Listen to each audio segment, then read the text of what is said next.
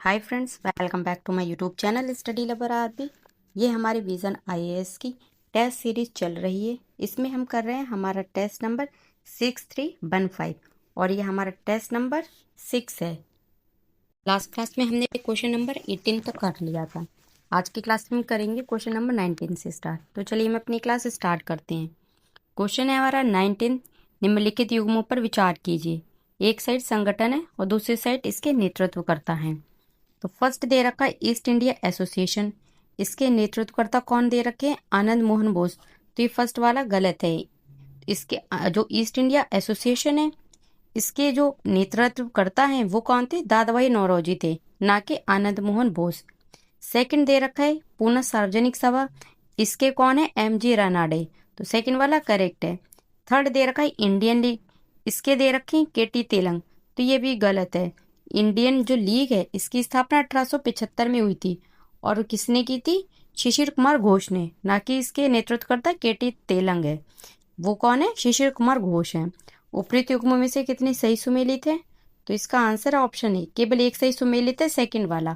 First and third गलत है। Question number 20 है। हाल ही में सुर्खियों में रहे लंबी दूरी के ग्लाइड बम गौरव है, इसके संदर्भ में निम्नलिखित कथनों पर विचार कीजिए। फर्स्ट दे रखा है ये भारत इलेक्ट्रॉनिक्स लिमिटेड द्वारा डिजाइन किया गया एक स्वदेशी रूप से विकसित बम है।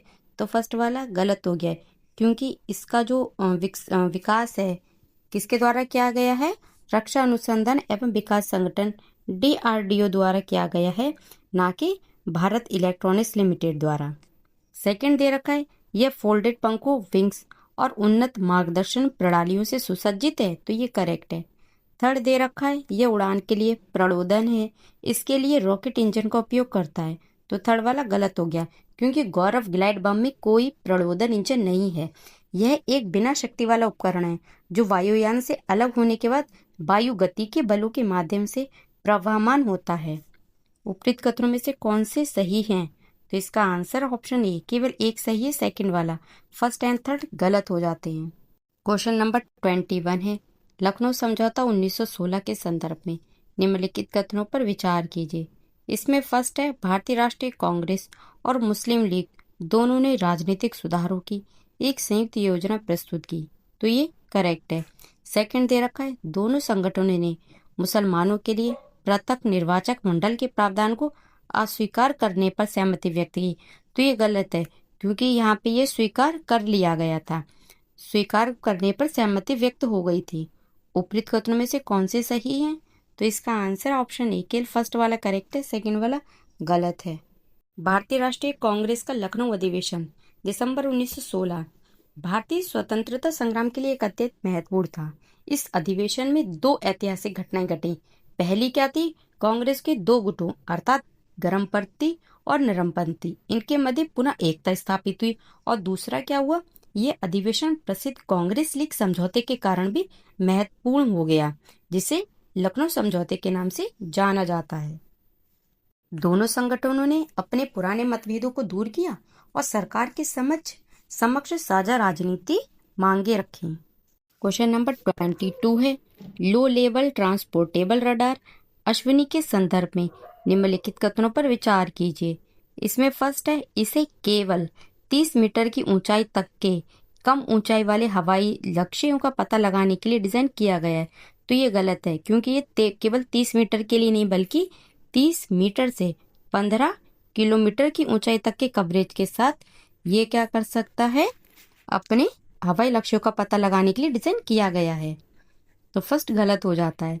सेकंड है यह केवल मानव रहित जो हवाई वाहन है यूएवीएस है, इन जैसे धीमी गति से उड़ने वाले जो हवाई लक्ष्य हैं उनका ही पता लगा सकता है। तेज गति वाले लड़ाकू विमान है उनका नहीं। तो ये भी गलत हो जाता है।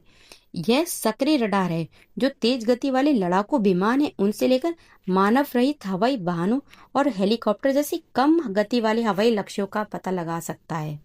उपयुक्त कथनों में से कौन से सही है? तो इसका आंसर ऑप्शन डी, ना तो एक ना ही दो, दोनों ही गलत है। Question number 23। अखिल भारतीय तिलक मेमोरियल स्वराज कोष निम्नलिखित में से किस आंदोलन के लिए धन जुटाने के उद्देश्य से बनाया गया था? तो इसका आंसर है ऑप्शन बी, असहयोग आंदोलन। दिसंबर 1921 में कांग्रेस के नागपुर अधिवेशन में असहयोग आंदोलन के लिए धन जुटाने हेतु अखिल भारतीय तिलक मेमोरियल स्वराज कोष बाल गंगाधर तिलक इनकी स्मृति में बनाने का निर्णय लिया गया। इस कोष के लिए धन जुटाने में भी बम्बई ने केंद्रीय भूमिका निभाई। Question number 24, vernacular press act 1878 के संदर्भ में निम्नलिखित कथनों पर विचार कीजिए। इसमें फर्स्ट है, ये केवल भारतीय भाषा के समाचार पत्रों के विरुद्ध था, तो ये करेक्ट है। सेकंड है, इसमें यह प्रावधान किया गया था कि यदि सरकार को लगता है कि कोई समाचार पत्र देशद्रोह की सामग्री प्रकाशित कर रहा है, तब उसकी प्रिंटिंग प्रेस, कागज और अन्य सामग्री जब्त कर ली जाएगी, तो ये भी करेक्ट है। थर्ड दे रखा है, इसे 1885 में लॉर्ड लिटन द्वारा निरस्त कर दिया गया, तो ये गलत है, क्योंकि इसे 1885 नहीं बल्कि 1881 में लॉर्ड रिपन द्वारा इसे निरस्त किया गया था, ना कि लिटन द्वारा। किसके द्वारा इसको निरस्त किया गया? 1881 में लॉर्ड रिपन द्वारा इसको निरस्त कर दिया गया। उपरोक्त कथनों में से कौन सी सही है? तो इसका आंसर है ऑप्शन ए, 1 और 2 करेक्ट है, थर्ड गलत है। क्वेश्चन नंबर 25, निम्नलिखित पर विचार कीजिए। फर्स्ट है, इस विद्रोह की शुरुआत भागलपुर और राजमहल के बीच के क्षेत्र से हुई थी। सेकंड है, उन्होंने जमींदारों के विरुद्ध विद्रोह किया, जिन्हें साहूकारों, राजस्व अधिकारियों, अदालतों और पुलिस का समर्थन प्राप्त था। थर्ड है, यह विद्रोह सिद्धू और कानू के नेतृत्व में शुरू हुआ। उपरोक्त कथनों में से निम्नलिखित में से किस विद्रोह का वर्णन किया जा रहा है? तो इसका आंसर है ऑप्शन सी, संताल विद्रोह। संताल विद्रोह है, ये कई जनजातीय विद्रोह में से सबसे बड़ा एवं व्यापक विद्रोह था। संताल लोग भागलपुर और राजमहल पहाड़ियों के बीच के क्षेत्र में रहते थे। इस क्षेत्र को दमन ए कोह इसके नाम से जाना जाता था। उन्होंने विद्रोह किया और जो बाहरी लोग हैं उनको बाहर निकालने का दृढ़ संकल्प लिया तथा विदेशी शासन के पूर्ण उन्मूलन की घोषणा की। क्वेश्चन नंबर 26, वह एक राष्ट्रवादी, क्रांतिकारी और स्वतंत्रता सेनानी थे। वह 1913 में स्थापित गदर पार्टी के संस्थापक सदस्य थे तथा उन्होंने इसके महासचिव के रूप में कार्य किया था। उन्होंने अमेरिका में औद्योगिक यूनियनवाद संघवाद में भाग लिया, जहां उन्होंने industrial workers of the world इसके सैन फ्रांसिस्को शाखा के सचिव के रूप में कार्य किया। उनकी रचनाओं में social conquest of Hindu race, 44 months in Germany and Turkey, the Bodhisattva doctrine, 12 religions and modern life आदि शामिल हैं। उपरोक्त परिच्छेद में निम्नलिखित में से किस व्यक्तित्व की चर्चा की गई है? तो इसका आंसर है ऑप्शन ए, लाला हरदयाल। हाल ही में जो लाला हरदयाल है, इनकी पुण्यतिथि मनाई गई। वह एक राष्ट्रवादी, क्रांतिकारी और स्वतंत्रता सेनानी थे। वह 1913 में स्थापित जो गदर पार्टी है इसके संस्थापक सदस्य थे तथा उन्होंने इसके महासचिव के रूप में कार्य किया था। क्वेश्चन नंबर 27, केंद्रीय प्रदूषण नियंत्रण बोर्ड के संदर्भ में हाल ही में सुर्खियों में रहे नीली ब्लू श्रेणी के उद्योग का तात्पर्य है? तो इसका आंसर है ऑप्शन बी, भूमि भराव, लैंडफिल के रखरखाव, बायोमाइनिंग आदि जैसे आवश्यक पर्यावरणीय सेवाएं प्रदान करने वाले उद्योग। हाल ही में जो केंद्रीय प्रदूषण नियंत्रण बोर्ड है सीपीसीबी, इसने उद्योगों का वर्गीकरण संशोधित किया है। नए वर्गीकरण में सीपीसीबी ने कुल 419 क्षेत्रों को रेड 125, ऑरेंज 137, ग्रीन 94, व्हाइट 54 और ब्लू 9 श्रेणियों में वर्गीकृत किया है। क्वेश्चन नंबर 28, जाति व्यवस्था के विरोध में मानव जाति के लिए कोई जाति नहीं, कोई धर्म नहीं, कोई ईश्वर नहीं का नारा निम्नलिखित में से किस नेता से संबंधित है? तो इसका आंसर है ऑप्शन डी, कुंबलथुपरम्बु अयप्पन। कुंबलथुपरम्बु अयप्पन है, उनको सहोदरन अयप्पन के नाम से जाना जाता है। सहोदरन अयप्पन भारत की केरल राज्य के एक समाज सुधारक, विचारक, तर्कवादी, पत्रकार और राजनीतिज्ञ थे। वह श्री नारायण गुरु के प्रखर अनुयायी थे तथा वह केरल में सुधार आंदोलन से जुड़ी कई घटनाओं से जुड़े थे। क्वेश्चन नंबर 29 है, राजा राममोहन राय के संदर्भ में निम्नलिखित कथनों पर विचार कीजिए। इसमें फर्स्ट है, उन्होंने कर्म के सिद्धांत और आत्मा के पुनर्जन्म पर अपना मत प्रस्तुत किया था। तो फर्स्ट वाला गलत है। जो ब्रह्म समाज है इसने कर्म के सिद्धांत और आत्मा के पुनर्जन्म के सिद्धांत पर कोई निश्चित मत नहीं अपनाया, बल्कि इसे व्यक्तित्व ब्रह्म समाजियों पर छोड़ दिया कि वे चाहे तो इसमें विश्वास करें या ना करें। तो फर्स्ट वाला गलत हो जाता है, क्योंकि ब्रह्म समाज की स्थापना ही किसने की थी? राम मोहन राय हैं, इन्होंने ही की थी, वो भी 1828 में की थी। सेकंड है, उन्होंने कर मुक्त भूमि पर कर लगाने का विरोध किया, तो ये करेक्ट है। थर्ड है, उन्होंने प्रिसेप्ट्स ऑफ जीसस है नामक पुस्तक लिखी, तो ये भी करेक्ट है। उपयुक्त कथनों में से कितने सही हैं? तो इसका आंसर है ऑप्शन बी, 2 करेक्ट है, सेकंड एंड थर्ड, फर्स्ट वाला गलत है। क्वेश्चन नंबर 30 है, निम्नलिखित समाज सुधारकों में से कौन लोकहितवादी के नाम से लोकप्रिय है? तो इसका आंसर है ऑप्शन ए, गोपाल हरि देशमुख। गोपाल हरि देशमुख है, ये महाराष्ट्र के प्रमुख समाज सुधारक, विचारक और तर्कवादी थे। उन्होंने सामाजिक सुधार के मुद्दों पर लोकहितवादी उपनाम से साप्ताहिक पत्रिका प्रभाकर में लेख लिखे। उन्हें हितैषी नामक एक साप्ताहिक पत्रिका भी शुरू की और ज्ञान प्रकाश, इंदु प्रकाश तथा लोकहितवादी जैसी पत्रिकाओं की स्थापना में अग्रणी भूमिका निभाई। क्वेश्चन नंबर 31, कभी कभी सुर्खियों में रहने वाले लाइट सुपर सॉलिड से तात्पर्य है? तो इसका आंसर है ऑप्शन बी, एक क्वांटम अवस्था जो प्रकाश पदार्थ युग्मन के माध्यम से क्रिस्टलीय संरचना और सुपरफ्लूइड जैसे प्रवाह को संयोजित करता है।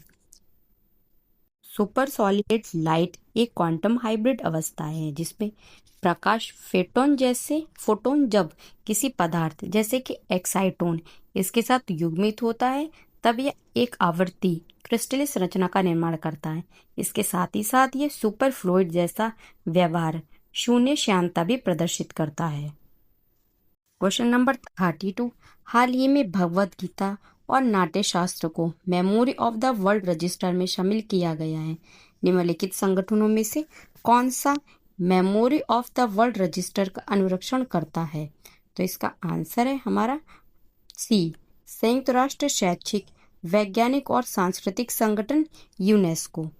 Memory of the world register UNESCO की उस सूची के तहत एक अंतर्राष्ट्रीय रजिस्टर है जिसमें यूनेस्को विश्वव्यापी महत्व और सार्वभौमिक प्रासंगिकता वाली दस्तावेजी धरोहरों को सूचीबद्ध करता है।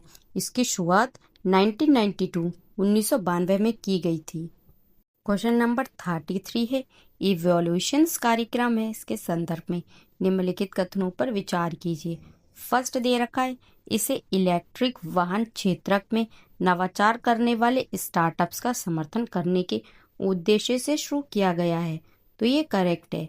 सेकंड है, यह भारी उद्योग और सार्वजनिक उद्यम मंत्रालय की एक पहल है, तो सेकंड वाला गलत है। Electric vehicle solution led by startups evolution कार्यक्रम की शुरुआत किसने की है?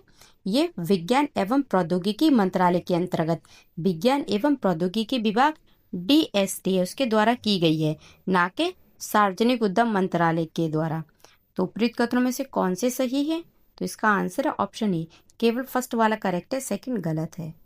क्वेश्चन नंबर 34 है, आधुनिक भारतीय इतिहास के संदर्भ में मैडम HP ब्लेबत्स्की और कर्नल HS ऑलकॉट मुख्य रूप से निम्नलिखित में से किससे जुड़े हुए हैं?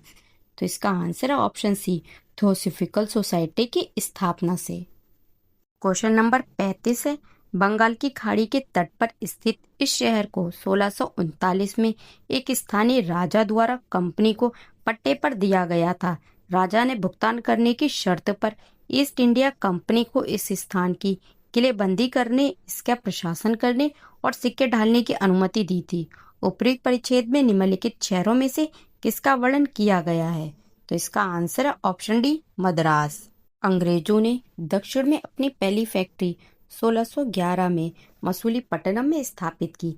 हालांकि उन्होंने शीघ्र ही अपनी गतिविधियों का केंद्र मद्रास स्थानांतरित कर दिया, जिसका पट्टा उन्हें 1639 में स्थानीय राजा द्वारा दिया गया था। उस समय मद्रास महज 6 मील लंबा और 1 मील चौड़ा एक तटीय क्षेत्र था। फ्रेंड्स, आज की क्लास हम यहीं पे एंड करते हैं। आगे के क्वेश्चन सब नेक्स्ट क्लास में करेंगे। Thank you. जय हिंद।